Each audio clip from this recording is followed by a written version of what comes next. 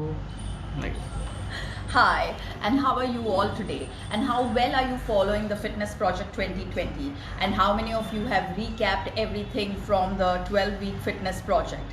When we did the 12-week fitness project, our guideline for week 9 was Surya Namaskars every single day, or 5 rounds of Surya Namaskar every single day. And a lot of you have started practicing it to great benefits.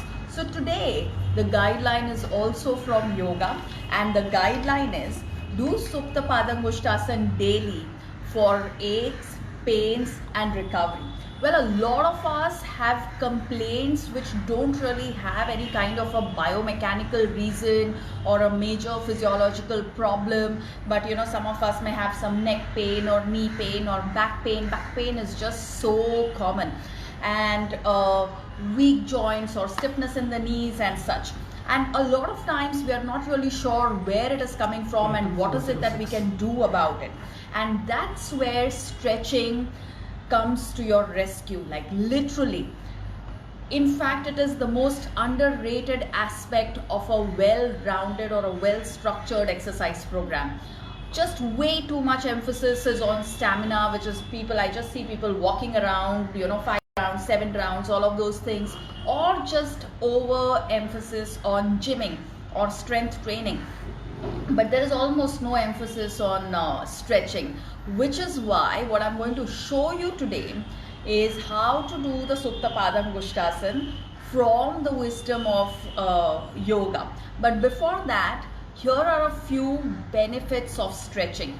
Number one, for your posture. So over a period of time, if you feel that your posture has started weakening, or if you feel pressed to sit, or you feel कि अभी ये knee दुख रहा है, अभी दूसरा उठाती हूँ and stuff like that, all of that comes from weakness of the joints. So A, it will improve your posture. B, it will improve your range of motion in the joints. C, it will improve blood circulation. D, it will lead to improved coordination. Sometimes you want to reach out for something but your arm doesn't quite get there. All of those things it will improve. If you're traveling on the airline और आपने ऊपर bag रखा है, आप पहुंच नहीं पा रहे हो, stretching will help you improve all of it. Especially critical for people who have diabetes, thyroid, fibromyalgia, chronic fatigue syndrome, osteoporosis, BP, major back pain and stuff. In fact, if you belong to the category who has been told to not exercise because of your health condition, you can start with stretching. Of course, you have to stretch the right way. So I'm going to show you the Suptapadangushtasana today, and I want you all to every single day. If you go to an Iyengar yoga class, you must already be knowing that this is amongst the most important asanas that we follow. It is a group of 3 asanas, and in the Iyengar yoga tradition, it's called as Suptapadangushtasana 1, 2 and 3. I'm going to be showing you all the 3 today. They're easy to do, and these are some of the things that you're going to need. So alright, come with me. I'm going to show you. Now today it's not just about sitting, it's about stretching, it's also about moving, it's about doing something. You can even shoot from there, I don't think it's going to be a problem. So what you need is, of course, your own body. So you need your own body, then you need a mat, and then a belt. And put the mat as close to the wall as possible because you want to be lying straight down. Now this is how you lie down, normally like the way you lie down, but this time make sure that when you are lying down, both your feet are touching the wall. You don't want them like this, you don't want them like that. You want your feet to be equally touching the wall from the outside and the inside, from the top and the bottom. Press against the wall. So this is step 1, and then just lie down. In fact, if you do this itself, you will kind of feel taller. And a lot of us, as we age, we begin to lose our height. So this is the first thing that you should be doing. Then you just get an Iyengar yoga belt. You can get it from any of the Iyengar yoga teachers or a certified Iyengar yoga studio. And then you bend your knee and pull it into your chest. Then you take a belt and you simply put the belt around the around your toes. So not on the toe, just a little down. And then what you do is that you put your elbows down on the floor, and then you work at slowly extending your leg up. All right. Now as you begin to extend your leg up, what most of you will notice is that the left leg comes off the wall. So don't allow for that to happen. The left leg has to stay on the wall and not come off. Now here is what you should remember. You want your thigh to push away from your face. So the thigh has to push away from your face. Your calf has to go up towards the ceiling, and your toes have to point down towards your face. So thigh away from your face, calf going up, and toes pointing towards you. Don't get excited and start lifting your hip up. Hip stays down. Don't lift yourself from the hip. So this is step 1. This is Suptapadangushtasana 1. Then for Suptapadangushtasana 2, what you do is that you hold both ends of the belt in your hand. So if your right leg is up, you hold it in your left hand, and then you simply work at extending your leg to the side. You only extend it to the side as much as you can while your knee is still straight. The minute your knee bends, you have to know that you're stretching way more than what your body is letting you stretch. So the knee has to be extended. The thigh again is moving away from your face. Your calf is extended, going all the way towards your heels, and your toes are pointing towards your right hand se pakadna face.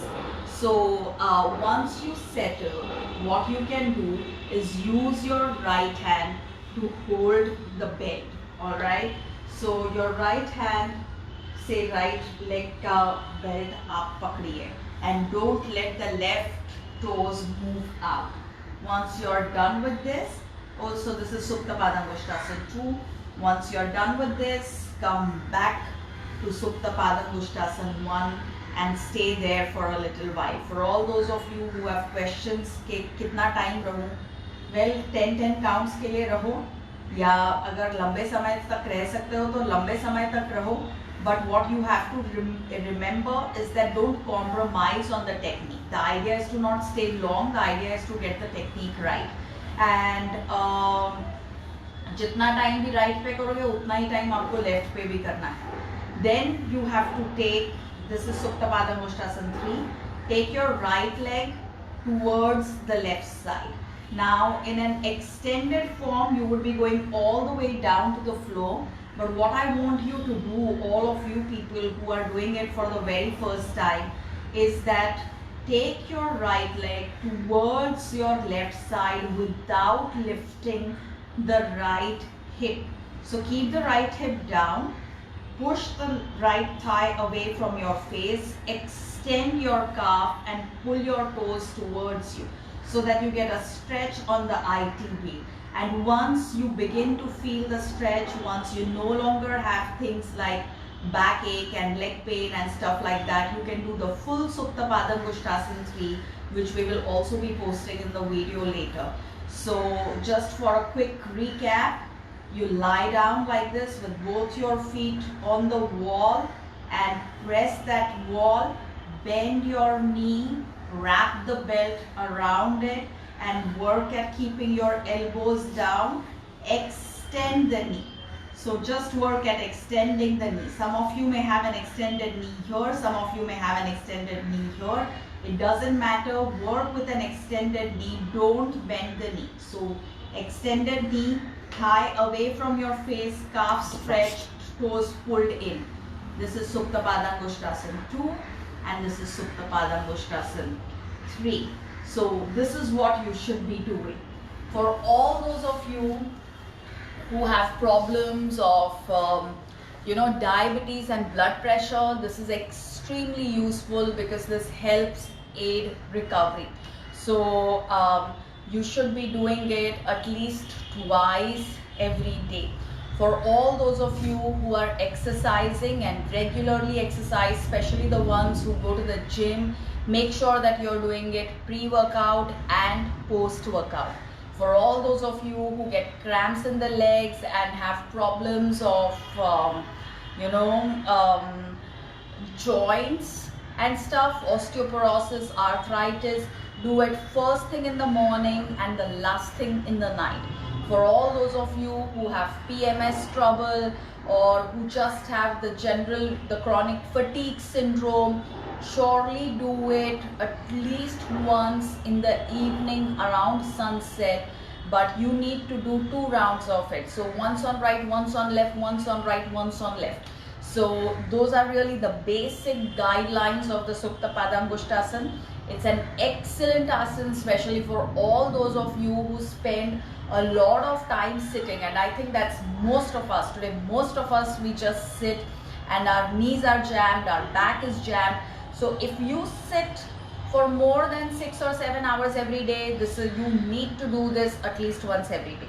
If you are the sorts who wears heels and walks around, especially during the shadi season, or even if you wear heels for like 1 hour every day, you need to be doing this. If you have PMS, cramps and trouble, you need to be doing this. If you have long travel, 7 ghanta, 8 ghanta mein kya karu, you need to do this so that you no longer have jet lag and stuff. Also, one must remember that stretching really helps improve the immune system too.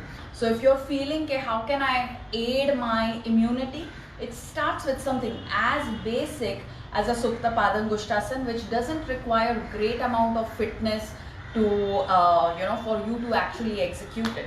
So yeah, please just start doing it at least once every single day so that you no longer have aches, pains, and your recovery is much better and improved. If you have little children who are playing or are in athletics, make sure that they are doing this. Also, for all of you, do fill up your form, because we are waiting to see how well you're doing throughout the week. And I'll see you next Tuesday at 4 p.m. Questions? Oh, questions. Yes, sure. Yeah. Is this belt stretchable, or can we use any Well, other? it's not a stretchable belt. It's a regular belt. It's called as the Iyengar yoga belt. If you don't have a belt, you can use a big towel, or you can use Dupatta. a dupatta, or you can use a friend who will help you stretch. Okay, can we do this in periods? Yes, you can safely do this in periods. Okay, what about heel pain? So this is excellent for heel pain, because it will actually allow you to extend your calf and pull your toes towards you. So it's great for heel pain. It's great for heel pain, great for knee pain, good for back pain, or good for all kinds of aches and pains. In fact, a lot of neck pain also just comes from stiffness of the back. So this will allow you to really open out. Okay. All right. Thank you very much for watching. Sorry, there is one more request to do. Just say the guideline in Marathi once. रोज सुप्तपादांगुष्टासन करा. त्याच्याने तुमचे जे शरीरातलं दुखणं आहे ते सगळं जाईल आणि तुमची रिकव्हरी फास्ट होईल. Once in Hindi also. हर रोज सुप्तपादांगुष्टासन कीजिए. इससे आपके जो भी बॉडी पेन है वो चला जाएगा और आपका रिकवरी इंप्रूव होएगा. Thank you.